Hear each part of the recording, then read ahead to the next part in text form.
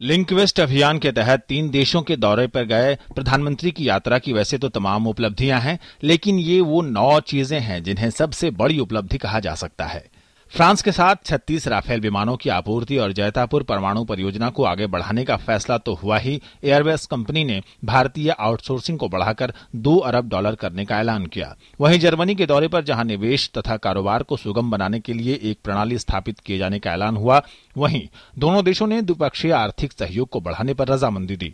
बात कनाडा की करें तो हार्पर ने न केवल अगले 5 साल तक भारत को यूरेनियम देने पर सहमति जताई, बल्कि दोनों देशों में स्किल डेवलपमेंट पर 13 समझौते हुए। दोनों देश ऊर्जा गैस विकास पर भी सहयोग बढ़ाने पर राजी हुए। पीएम के इस 9 दिवसीय दौरे का पहला पड़ाव फ्रांस था। पेरिस में अपने प्रवास के दौरान मोदी ने राष्ट्रपति फ्रांसवा ओलांद तथा कारोबारी नेताओं से मुलाकात की।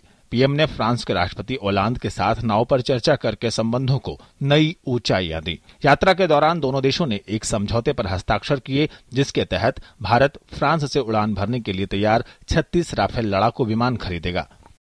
मैंने राष्ट्रपति जी से 36 Rafale jets fly away condition में जल्द से जल्द दोनों सरकार के समझौतों के माध्यम से खरीदने की बात की है। हम दोनों ने निर्णय किया है कि भारत के लिए यह अलग प्रक्रिया में दिए गए टर्म्स एंड कंडीशन से और अच्छे टर्म्स पर होगा।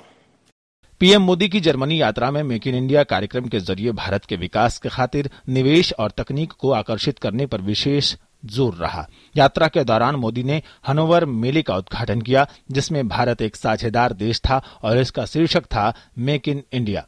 प्रधानमंत्री ने जर्मन चांसलर एंजेला मर्केल के साथ बातचीत में मेक इन इंडिया पर जोर दिया।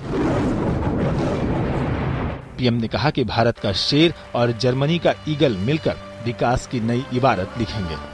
मैं और उन्होंने कल हैनोवर में भारत के लायन के निमंत्रण को स्वीकार किया और आश्वस्त किया कि जर्मनी के ईगल द्वारा उसका ठोस उत्तर देगी। मेरा विश्वास है कि धरती का राजा लायन और आकाश का राजा ईगल की अच्छी जोड़ी बनेगी। मोदी की यात्रा का अंतिम पड़ाव कनाडा था, जहां कारोबारी नेताओं से मुलाकात करने के साथ ही टोरंटो तथा वैंकूवर तमाम कार्यक्रमों में हिस्सा लिया, जिसका उद्देश्य लोगों के बीच संपर्क को बढ़ावा देना था। इस मुलाकात के बाद कनाडा 25 करोड़ 40 लाख डॉलर वाले एक पंचवर्षीय सौदे के तहत इस साल से भारतीय परमाणु रिएक्टरों की खातिर भारत को 3000 मीट्रिक टन यूरेनियम की आपूर्ति पर सहमत हुआ।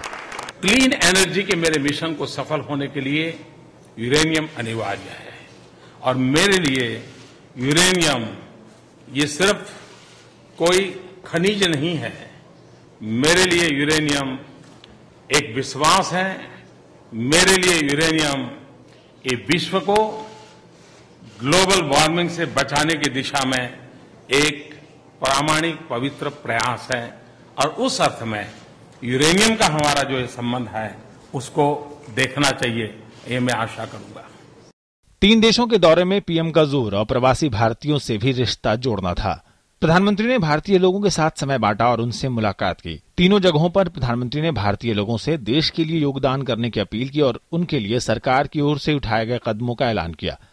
कुल मिलाकर पीएम की तीनों देशों की यात्रा न केवल राजनयिक संबंधों के लिहाज से बल्कि आर्थिक संबंधों, खासकर मेक इन इंडिया अभियान के लिहाज से बेहद सफल कही जा सकती है। News night desk, DD news.